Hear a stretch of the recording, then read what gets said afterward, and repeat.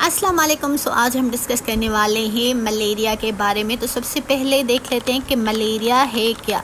तो मलेरिया जो है वो एक डिज़ीज़ है जो कि मच्छरों के काटने की वजह से होती है।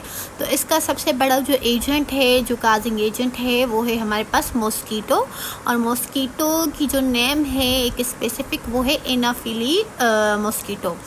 अब देखते हैं कि आपको कैसे पता चलेगा कि आपको मलेरिया है या आपके घर में किसी और को मलेरिया है। तो इसके सिम्टम्स में सबसे पहले आता है फटीग, नोज़िया यानी कि उल्टी की जैसा फ़ील होना, उल्टी का अभी आना नहीं, या फिर हो सकता है कि उल्टी भी आए।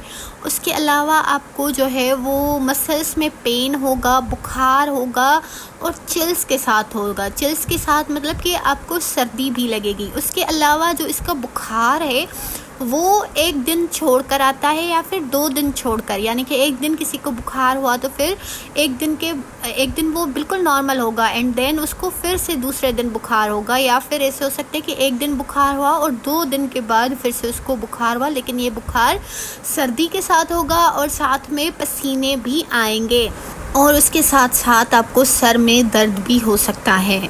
तो इसकी यही पहचान होती है। बाकी आप फिर डॉक्टर से कंफर्म कर लेंगे, टेस्ट वगैरह डॉक्टर करवाएंगे और फिर वो आपको बताएंगे एंड आपका ट्रीटमेंट शुरू करवाएंगे, जो कि बहुत ज़रूरी होता है कि वक्त पे इसका ट्रीटमेंट हो, क्योंकि फिर इसकी फ़र्दर कॉम्प्लिकेशंस हो सकती हैं। वो अभी हम आगे डिस्कस करेंगे कि क्या क्या कॉम्प्लिकेशंस हो सकती हैं। देन इसके बाद हम डिस्कस करते हैं कि ये कैसे होता है, शुरू होता है और कैसे फैलता है। तो सबसे पहले जो मच्छर है वो एक हेल्थी इंसान को काटेगा जिसको पहले कोई मलेरिया नहीं है या कोई बुखार वगैरह नहीं है।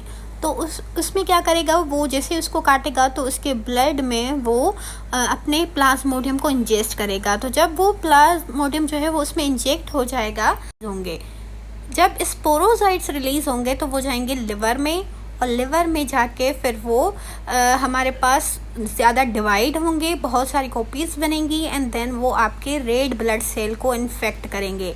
जब आपके रेड ब्लड सेल इन्फेक्ट हो जाएंगे तो फिर जो है वो अब उस इंसान के बॉडी में हमारे पास प्लाज्मोडियम आ गया है, उसके गेमेटोसाइट्स, उसके स्पोरोसाइट्स जो हैं वो आ चुके हैं। अब दूसरा मच्छर आएगा जो कि उस अब इन्फेक्टेड बंदे को काटेगा जिसको अभी मलेरिया शुरू हो चुका है, यानी कि अभी उसके सिम्टम्स आए हैं या नहीं आए, लेकिन उसके ब्लड में प्लाज्मोडियम के स्पोरोसाइट्स हैं या गेमेट्स हैं। फिर वो मच्छर जब उसको काटेगा तो वो दूसरा मच्छर है तो उसमें भी वो मलेरिया के स्पोरोसाइट्स आ जाएंगे। अब ये जो स्पोरोसाइट्स हैं, गेमेटोसाइट्स हैं, ये उस मच्छर की जो गट है उसमें डिवाइड करेंगे